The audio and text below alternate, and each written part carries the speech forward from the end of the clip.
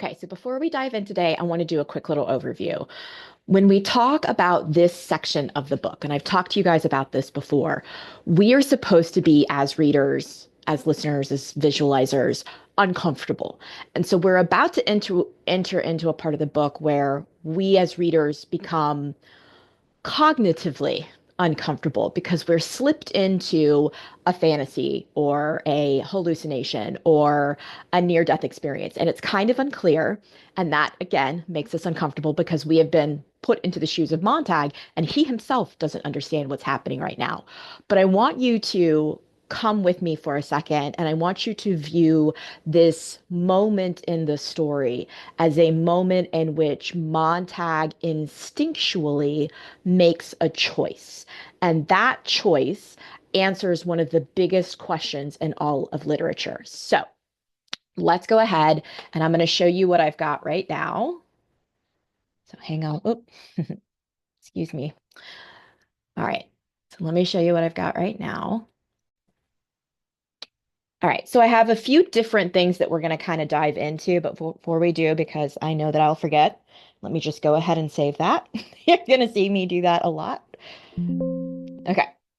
So the first thing that I want to point out is that, in my opinion, as an English teacher and reading every single year, I don't even know, lots of new books, but definitely the canonical books over and over and over again. I've read Fahrenheit 451, I mean, over 20 times, but especially since when I taught in public education, I would read it to the class. And so I would read it aloud. And so every time that I would read the book, I would add something else, right? So when I annotate my books, this is what they look like, right? Okay. So with all of that and all of that said, I think that the majority of novels especially, but a lot of short stories too, explore a fundamental question. And the question is mankind inherently good? Meaning that intrinsically, without training, mankind is leaning towards being good? Or is mankind, notice that I'm saying mankind, not a single man, is it inherently evil, selfish, right? And that I think actually comes down to an interesting question for humanity as well as the individual, because society is made up of individuals, right? And we have to choose whether or not we're going to buy into this. Yeah, we can actually handle democracy, right? The concept that the Greeks were exploring is the idea of like, are we able to handle governing ourselves, or do we need something to scare us into submission, right? An overlord, an emperor, or whatever we want to say. If we argue that mankind is inherently good, a la John Locke, and the idea that, ultimately, if left to their own devices, people would do the right thing, then we are going to take a risk on believing in humanity, right? We're going to say that if most people were not afraid, that they would be good people, right? The concept of mankind being inherently evil and selfish is also a concept that we use to approach sort of like societal lenses. Is mankind or people, are they inherently evil and selfish and unkind? They don't trust people, so they're scared, so they're going to hurt people. And I think this comes to the question of the cynic. Remember, the cynic is going to be Beatty or Beatty, depending on how you want to interpret what he does to Montag. Does he bait him into acting in a certain way? Does he beat him over the head over and over again with quote unquote truths, right? So the cynic is going to view people as inherently evil, right? And then the optimist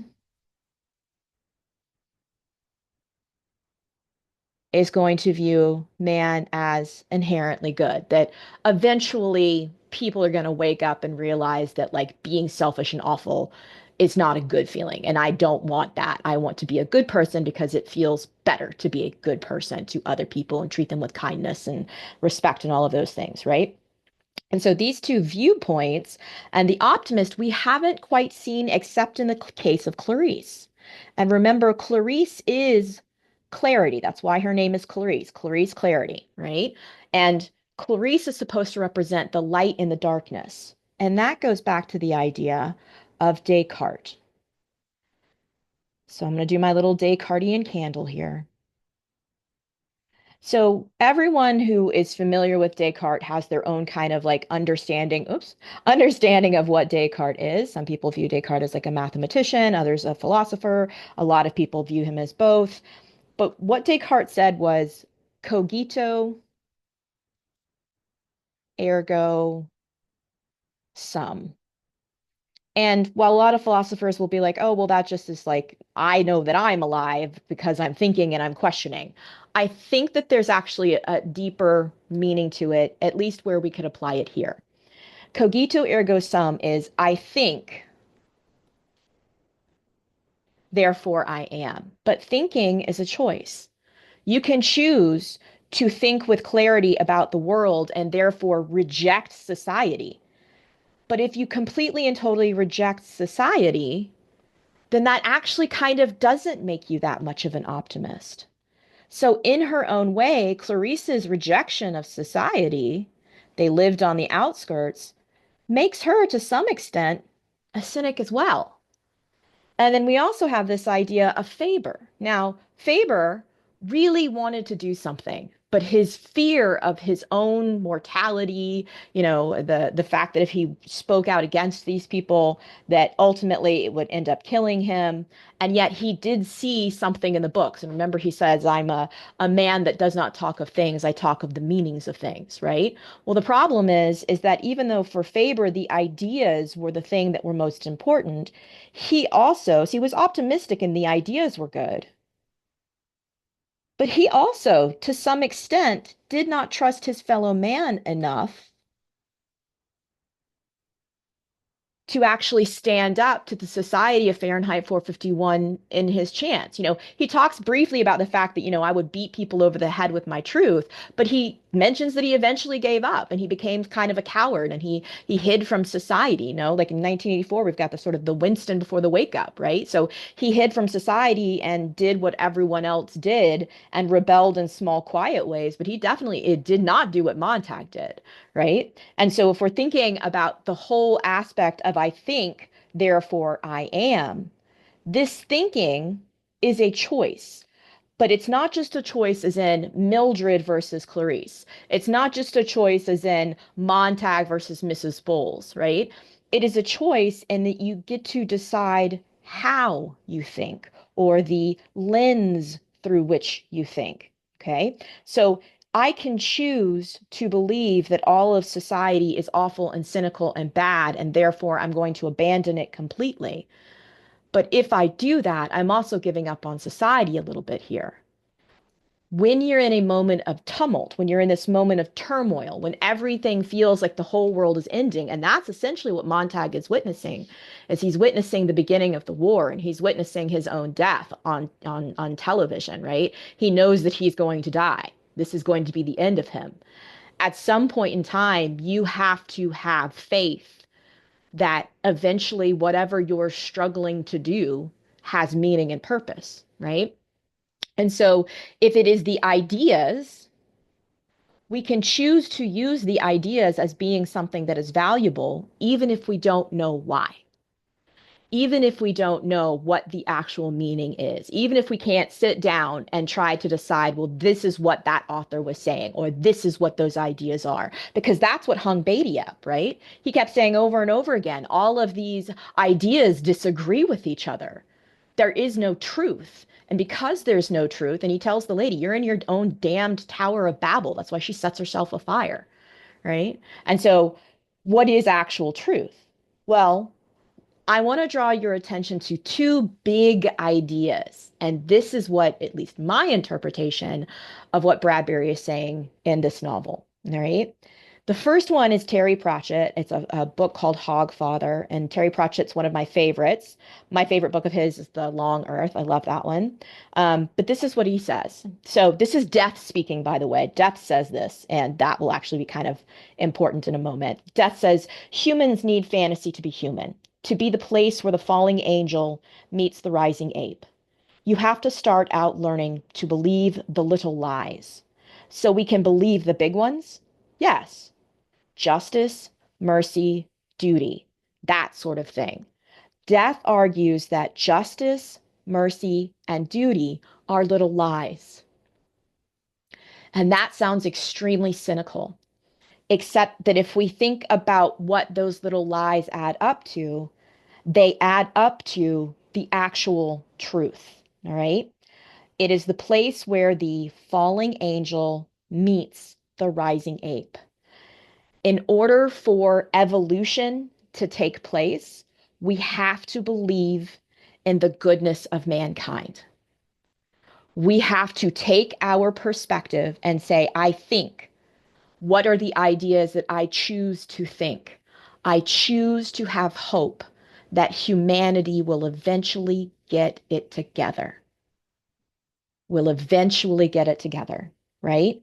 Because these justice, mercy, and duty, they can all be picked apart and they can be argued down, right? That's what Beatty says, is that there are no such things as those things because they're indefinable. But they're indefinable because they're based off of these many little lies that we tell ourselves. Why do we tell these lies to ourselves? Because ultimately, that's what makes us human. The idea, the belief that another human wants to just be with you and nice to you and not hurt you and it's not transactional and they just want to like know your story and see you and perceive you, that feels like a massive leap in faith.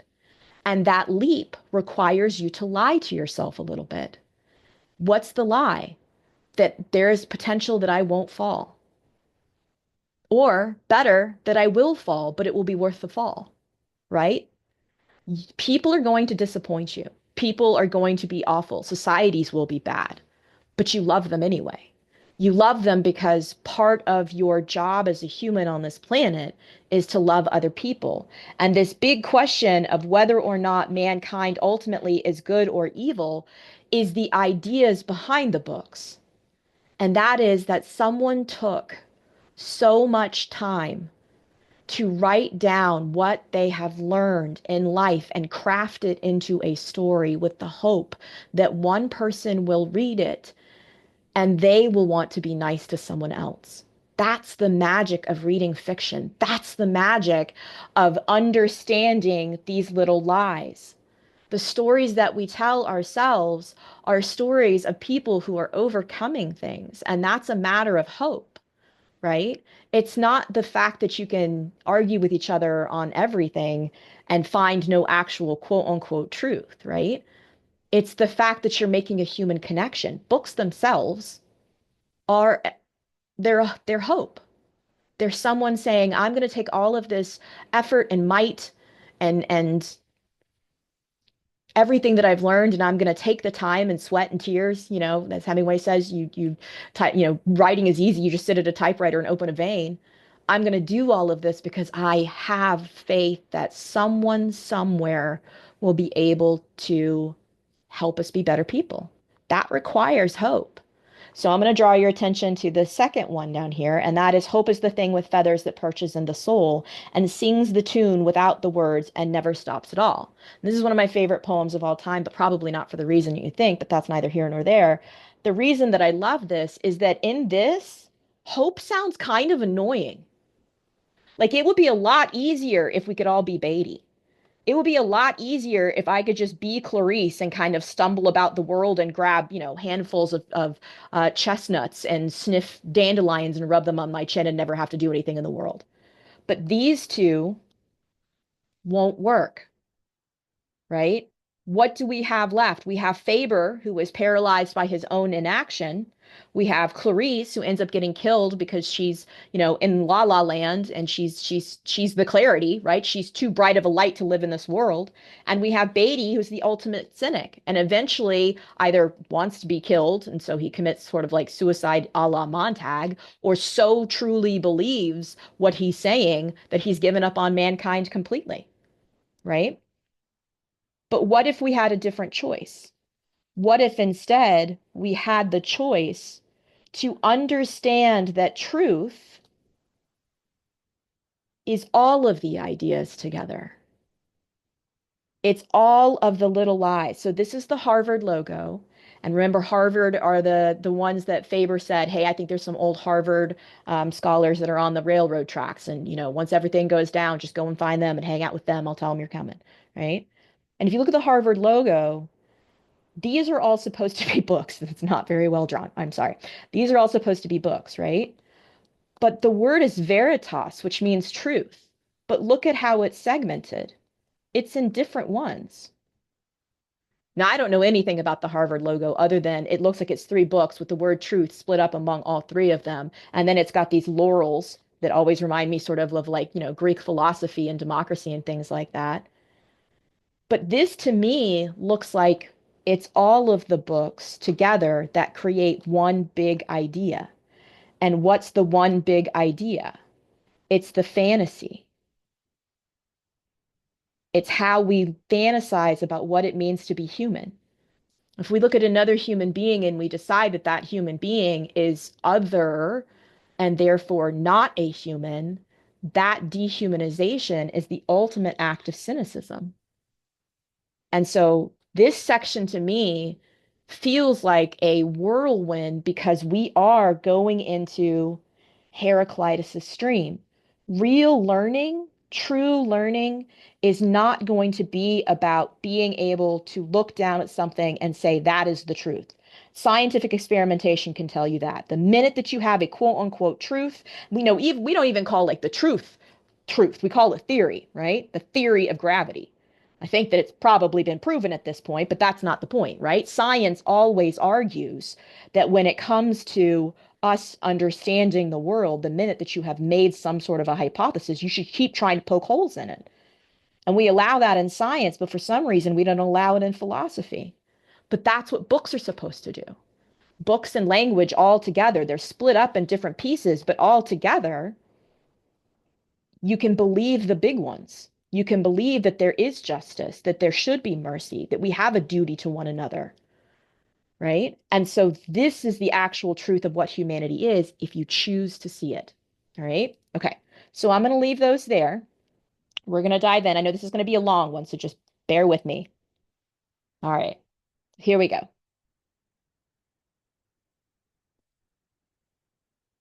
All right. So here we go. We're starting on page 130. And this is going to be, I have to adjust this on the reading calendar, but this is going to be a bit of a longer section. Montag ran. He could feel the hound, like autumn, come cold and dry and swift, like a wind that didn't stir grass, that didn't jar windows or disturb the leaf shadows on the white sidewalks as it passed. The hound did not touch the world. It carried its silence with it, so you could feel the silence building up a pressure behind you all across town. Montag felt the pressure rising and ran. He stopped for breath on his way to the river, to peer through the dimly lit windows of the vacant houses, and saw silhouettes of people inside, watching their parlor walls, and there on the walls, the mechanical hound. A breath of neon vapor spidered along here and there, and gone, and here, and gone, now at Elm Terrace, Lincoln, Oak Park, and up the alley toward Faber's house. Go past, thought Montag. Don't stop. Go on. Don't turn in. On the parlor wall, Faber's house, with its sprinkler system pulsing in the night air, the hound paused, quivering. No! Montag held to the window-sill. This way! Here! The croquet needle flicked out and in, out and in. A single clear drop of the stuff of dreams fell from the needle as it vanished into the hound's muzzle. Montag held his breath like a doubled fist in his chest. The mechanical hound turned and plunged away from Faber's house down the alley again. Montag snapped his gaze to the sky. The helicopters were closer, a great blowing of insects to a single light source. With an effort, Montag reminded himself again that this was no fictional episode to be watched on his run to the river. It was in actuality his own chess game he was witnessing, move by move. He shouted to give himself the necessary push away from the last house window and the fascinating seance going on in there. Hell! And he was away and gone. The alley a street, the alley a street, and the smell of the river, leg out, leg down, leg out, leg down. 20 million Montags running soon if the cameras caught him. 20 million Montags running, running, like an ancient flickery Keystone comedy. Cops and robbers and chasers and chased, hunters and hunted. He'd seen it 1,000 times. And behind him now 20 million silently baying hounds ricocheted across the parlors, three cushion, shooting from right wall to center wall to left wall, gone, right wall, center wall, left wall, gone. Montag jammed his seashell to his ear. Police suggest entire population in Elm Terrace area do as follows. Everyone in every house, in every street, open a front or rear door or look from the window. The fugitive cannot escape if everyone in the next minute looks from his house. Ready? Of course. Why hadn't they done it before? Why, in all the years, hadn't this game been tried? Everyone up, everyone out. He couldn't be missed. The only man running alone in the night city, the only man proving his legs. At the count of 10. Now. 1, 2. He felt the city rise. 3. He felt the city turn to its thousands of doors. 4. The people sleepwalking in their hallways. 5. He felt their hands on their doorknobs. The smell of the river was cool and like a solid rain. His throat was burnt rust and his eyes wept dry with the running. He yelled as if this yell would jet him on, fling him the last 100 yards. 6, 7, 8. The doorknobs turned on 5,000 doors. 9. He ran out, away from the last row of houses, on a slope leading down to a solid moving blackness. 10. The doors opened. He imagined thousands on thousands of faces peering into yards, into alleys, and into the sky, faces hid by curtains, pale night frightened faces like gray animals peering from electric caves, faces with gray, colorless eyes, gray tongues, and gray thoughts looking out through the numb flesh of the face. But he was at the river. Okay. So Montag is running away from the Hound. And remember, the only reason that the Hound is chasing him is because he dared to speak out against the idea of burning of books and the idea, against anti-intellectuals and things like that, right? And so, if we take this back to Plato's allegory of the cave, remember Plato's allegory of the cave? They're chained up, they're looking at the cave walls, right? They see the shadows on the walls, and they are really good at naming the shadows on the walls. And they have only seen this their entire lives. They've only seen the shadows on the walls. And the people who see the shadows on the walls become very good at naming what the shadows on the walls are, right? And one day, one of them breaks free from the chains and goes out of this cave that they have been kept in all of their lives. And as soon as they go out of the cave, the light of the sun is blinding, and their eyes sort of like hurt a great deal, like coming out of the movie theater at 2 o'clock in the afternoon, and you're kind of like, right? And so when they see that, they make a choice, and they can either go out and explore the world that is now new and their entire reality is shaken because they've never seen this world before. They've only ever seen the cave wall, right? Or they can go back in. And one of them decides to, and the story that we're following is the idea of this one person, right? So he goes out into the world and his mind is blown away, and he sees a river, and in the river he sees himself. And then he also starts like naming all of the plants around him. And as he's naming all of the plants around him, it's his mind is just sort of like continually blown, right? He's just like, what is this reality if the reality that I knew before isn't reality? Like, where am I, right? So finally he becomes enlightened. This is the story of enlightenment. He becomes enlightened, and he decides that he is going to go back into the cave to try to free his fellow cave dwellers, all right? When he does that, some of them come, like I think it was one of them comes with him, and then there's also the one that doesn't want to go with him. So, like, they are basically ridiculing him and saying that he's insane.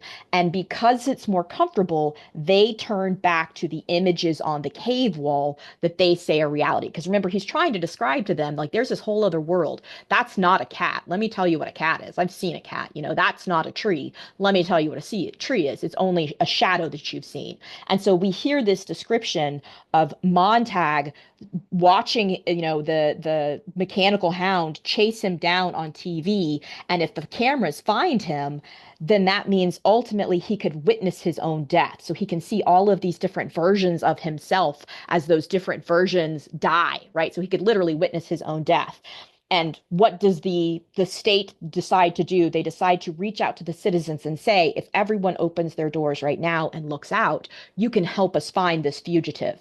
So the reality that they are seeing on the cave wall is the reality that Montag is going to die, right? That's the pathway that he is going to take, that he is eventually going to die. And so he has to make a choice. Do I try and survive this? Like, what am I going to do? Am I going to watch my and witness my own death? And so when we have this description of them coming out of the cave, the world that they are witnessing, their reality is that black and white, right? And so he's trying to escape. And, just as a reminder, Heraclitus's river, he's standing on the edge of the river, right? Heraclitus's river is about learning. It is about the idea that the reason that real learning is that you can never step into the same stream twice. When you know something as either a belief or a value, right? And so if you think that everything is a particular way, then that means that you're inflexible and you're not learning anymore. And the minute that you stop learning, that's when you can lose faith in people. Beatty thought he knew everything. Faber thought that he knew everything. Clarice asked nothing but questions.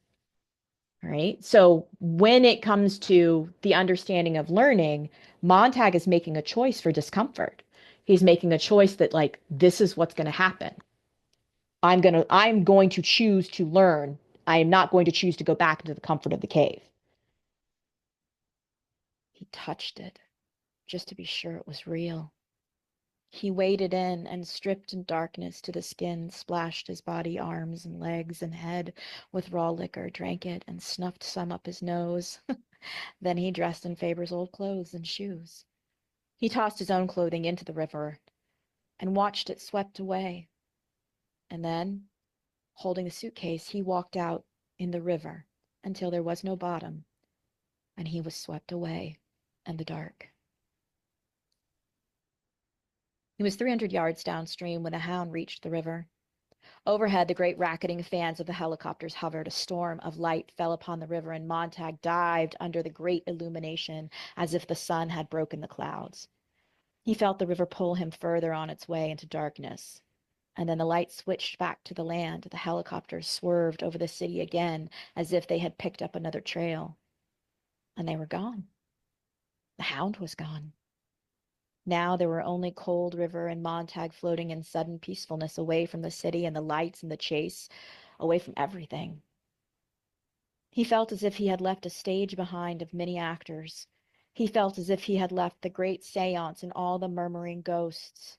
He was moving from an unreality that was frightening into a reality that was unreal because it was new. The black land slid by, and he was going into the country among the hills. And for the first time in a dozen years, the stars were coming out above him in great processions of wheeling fire. He saw a great juggernaut of stars from the sky and threatened to roll over and crush him. He floated on his back when the valleys filled and sank. The river was mild and leisurely, going away from the people who ate shadows for breakfast and steam for lunch and vapors for supper. The river was very real. It held him comfortably and gave him, the time at last, the leisure, to consider this month, this year, this lifetime of years. He listened to his heart slow. His thoughts stopped rushing with his blood. He saw the moon low in the sky now, the moon there, and the light of the moon caused by what? By the sun, of course. And what lights the sun? Its own fire. And the sun goes on day after day, burning and burning, and the sun and time, and the sun and time, and burning, and the river bobbled him along gently, burning. The sun and every clock on earth, it all came together and became a single thing in his mind. And after a long time of floating on the land and a short time of floating in the river, he knew why he must never burn again in his life. The sun burned every day. It burned time. The world rushed in a circle and turned on its axis, and time was busy burning the years and people anyway, without any help from him. So if he burned things with the firemen and the sun burned time, that meant that everything burned. One of them had to stop burning. The sun wouldn't, certainly. So it looked as if it had to be Montag. And the people he had worked with until a few short hours ago, somewhere, the saving and the putting away had to begin again. And someone had to do the saving and the keeping, one way or another, in books and in records and in people's heads, any way at all, so long as it was safe and free from moths and silverfish, rust and dry rot, and men with matches.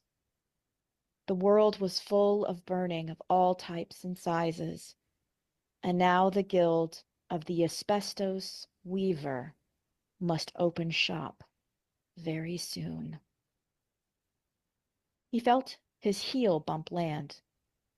Okay, so really quickly, when he's talking about the asbestos weaver, asbestos is a way that they use to control fire.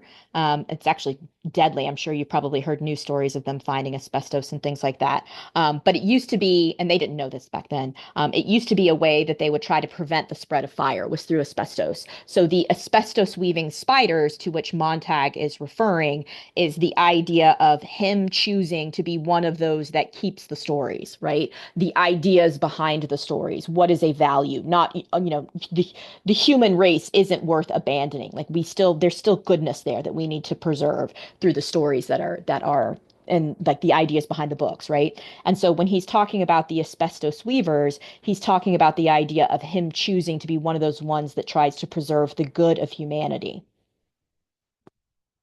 Touch pebbles and rocks, scrape sand.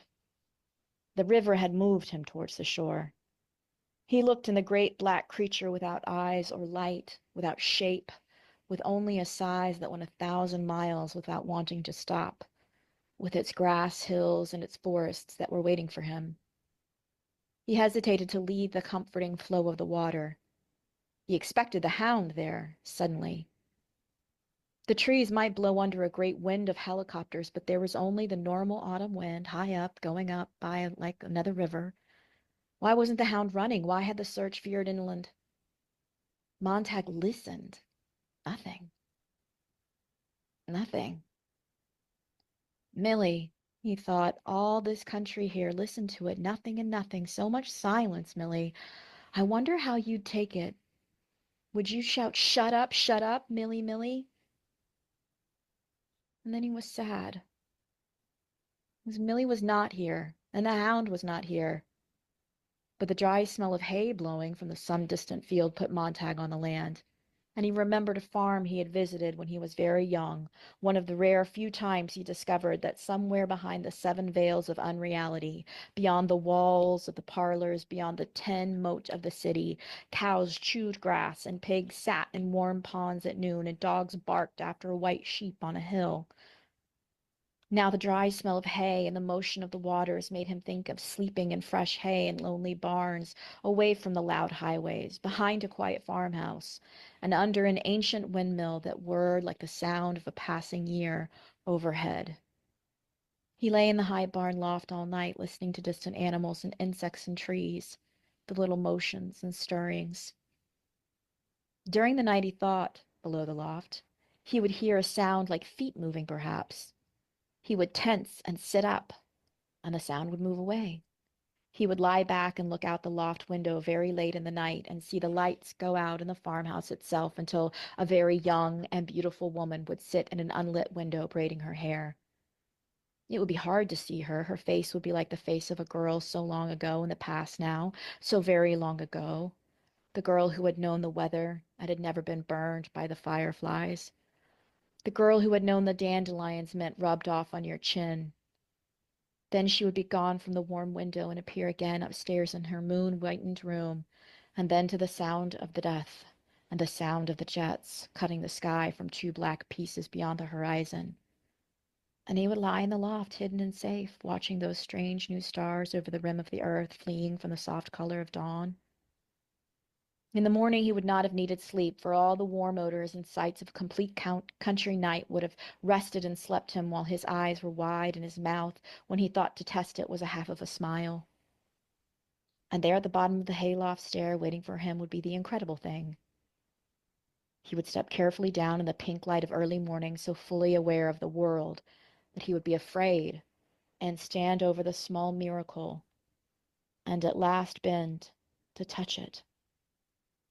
A cool glass of fresh milk and a few apples and pears laid at the foot of the steps. This was all he wanted now. Some signs that the immense world would accept him and give him the long time he needed to think of all of the things that must be thought. A glass of milk. A glass of milk. An apple. A pear. He stepped from the river.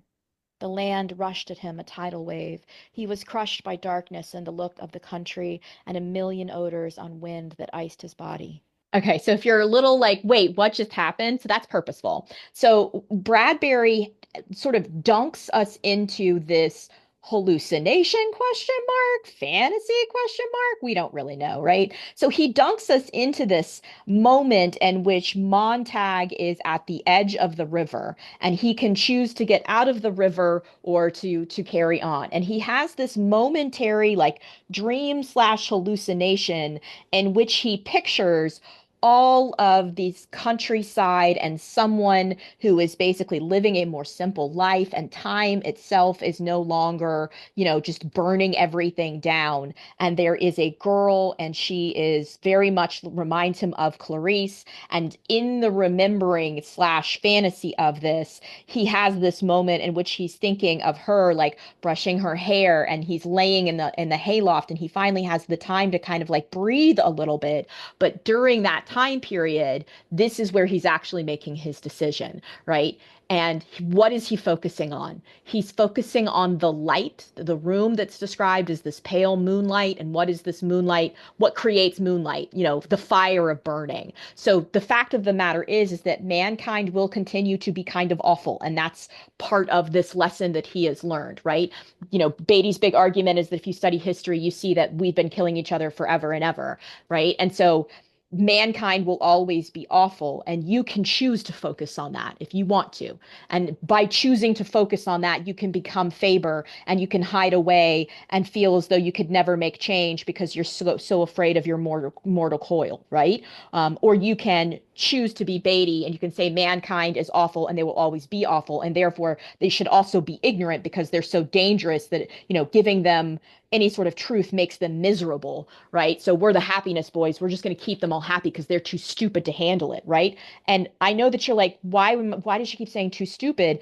It's this idea again, the rising ape. What does it take to be an enlightened person? It takes the choice to leave the cave, because in Plato's allegory of the cave, the conversation between Glaucon and Socrates, one of the ones that is, when the guy goes back and tries to free them, a la like teach them, there's a whole other reality out there. You guys got to check this out. There are ones that mock him, and they make fun of him, and they become hostile towards him, and they exile him. And that's essentially what's happened to Montag. So he has this moment in which he can choose to focus on, the evil of mankind, but instinctually, his brain focuses on the Clarices, right? And this very last part, which I think is so beautiful, is that it is a moment in which a girl has faith in this concept of goodness. Sorry, that's my timer. Has faith in this concept of goodness so much that she only knows there's someone sleeping in the loft. That's all she knows. And so, what does she choose to do? She chooses to leave out a basket of fruit. Notice that there's an apple, right? Apples almost always are supposed to be the symbols of knowledge, a la, Newton and Adam and Eve and all those things, right? And then pears, which I should do more research on the pears aspect. I just got too excited about the apples, so I didn't focus on the pears, right? And then also, even though I mispronounced it, she left him a glass of milk. Now, in literature, milk almost always means the idea of like motherhood and women and things like that. And the fact that she is bringing this to him is representative not only of kindness, but a very specific type of kindness, a motherly kindness, a caring for someone type of kindness, and empathy that seems to be very much associated with the feminine, right? And so, isn't that also interesting? And so, when he has this moment, and I think that I know that Bradbury did this on purpose, but the fact that we can't quite tell that he kind of dips us into this moment in which we are like, is this actually happening? Is time actually passing? Like, did Montag actually find a farmhouse, or is this actually a dream? And we can't tell for that moment is also us going down Heraclitus's river. Oops, I didn't mean to do that.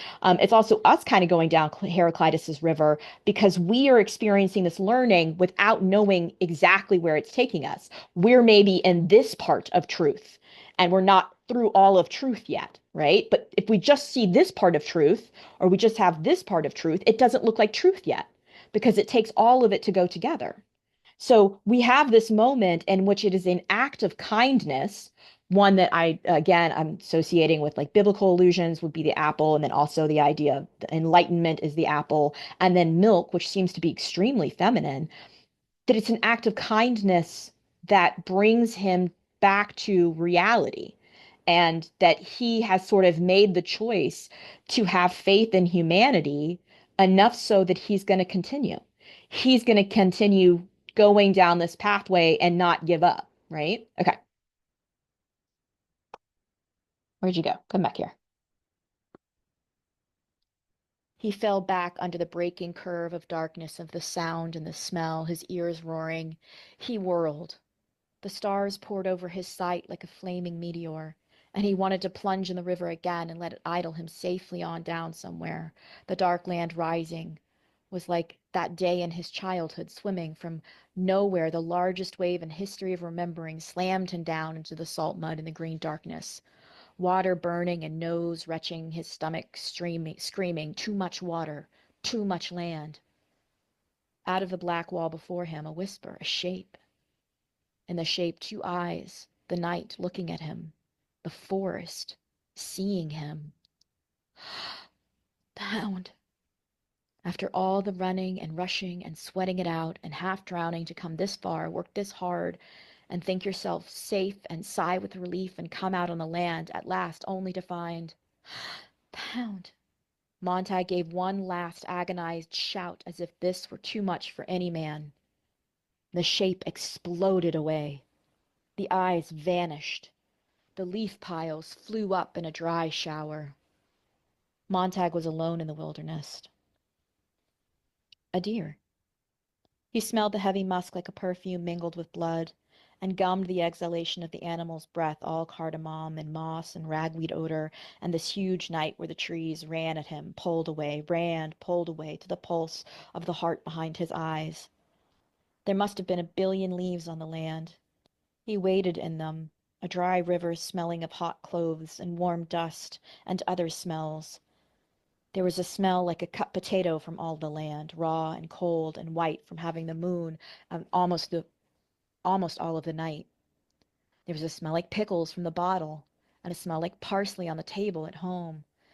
There was a faint yellow odor like mustard from a jar, and there was a smell like carnations from the yard next door. He put down his hand and felt a weed rise up like a child brushing him.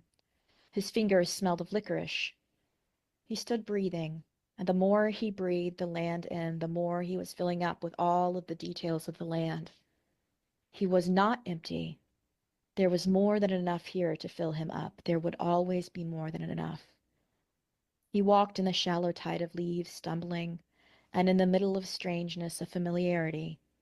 His foot hit something that rang dully. He moved his hand on the ground, a yard this way, a yard that. The railroad track. The track that came out of the city and rusted across the land, through forests and woods deserted now by the river. Here was the path to wherever he was going. Here was the single familiar thing, the magic charm he might need a little while to touch, to feel beneath his feet as he moved on in the bramble bushes and the lakes of the smelling and the feeling and the touching among the whispers and the blowing down of leaves. And he was surprised to learn how certain he suddenly was of a single fact that he could not prove. Once, long ago, Clarisse had walked here, where he was walking now. All right, hang on 1 second. I'm just going to pause this.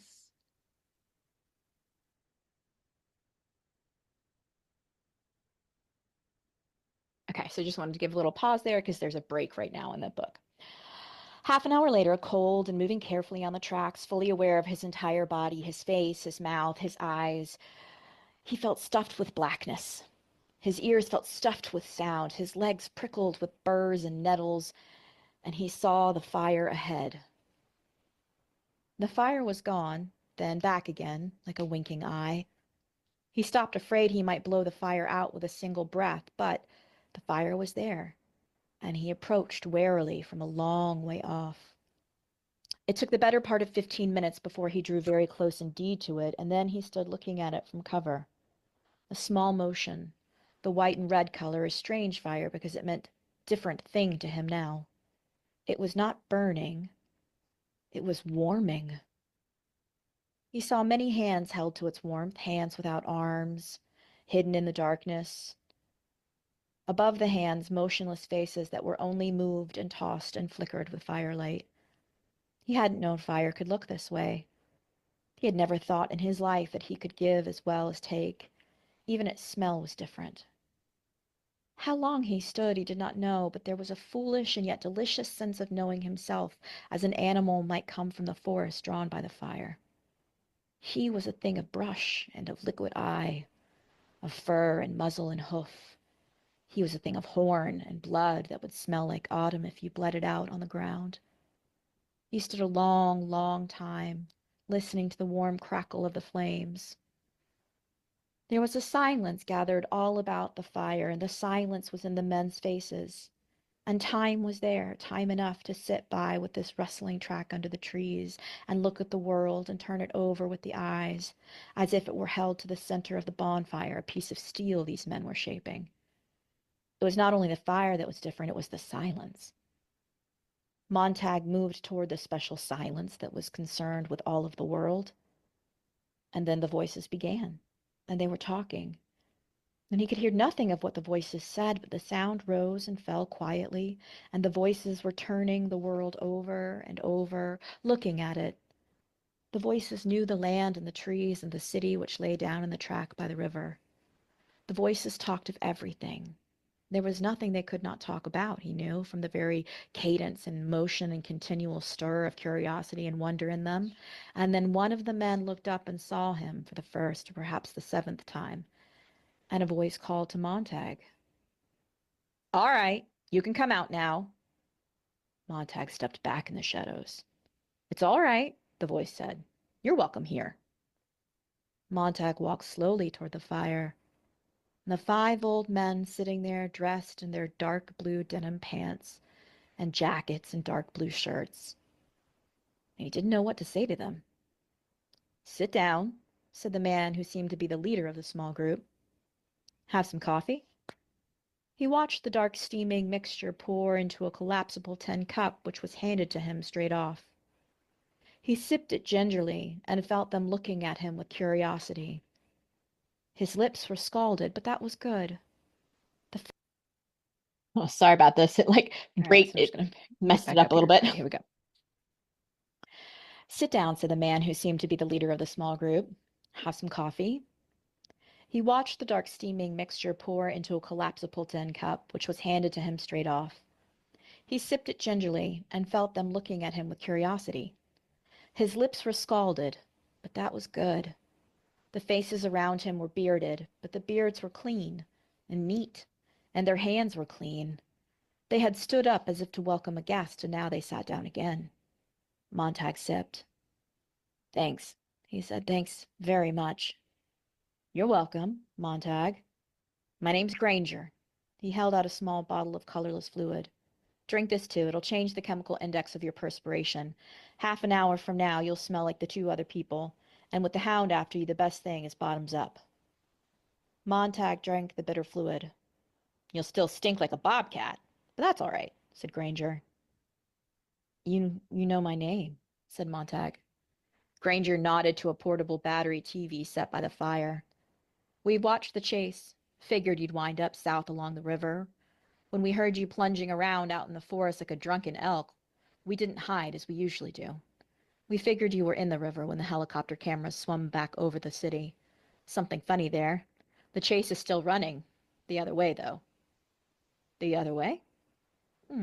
Let's have a look. Granger snapped the portable viewer on. The picture was a nightmare, condensed, easily passed from hand to hand in the forest, all whirring color and light, and a voice cried, "The chase continues north in the city. Police helicopters are converging on Avenue 87 and Elmbrook Park." Granger nodded. "They're faking. You threw them off at the river. They can't admit it. They know they can hold their audience only for so long, so the show's got to have a snap ending. Quick.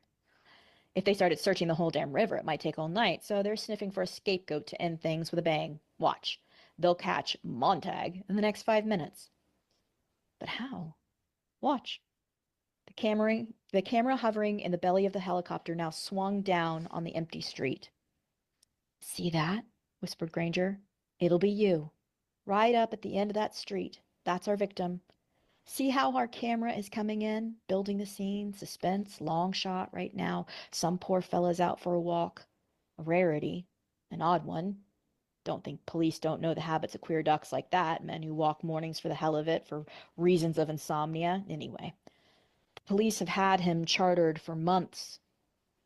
Never know when that sort of information might be handy. Today, it turns out, it is very usable indeed. It saves face. Oh, God, look. There. The men at the fire bent forward, and on the screen a man turned a corner. The mechanical hound rushed forward into the viewer. Suddenly, the helicopter lights shot down a dozen brilliant pillars that built a cage all about the man. And a voice cried, "There's Montag! The search is done!" The innocent man stood bewildered, a cigarette burning in his hand. He stared at the hound, not knowing what it was. He probably never knew. He glanced up at the sky and the wailing sirens, and the camera rushed down. The hound leapt into the air with a rhythm and the sense of timing that was incredibly beautiful. Its needle shot out.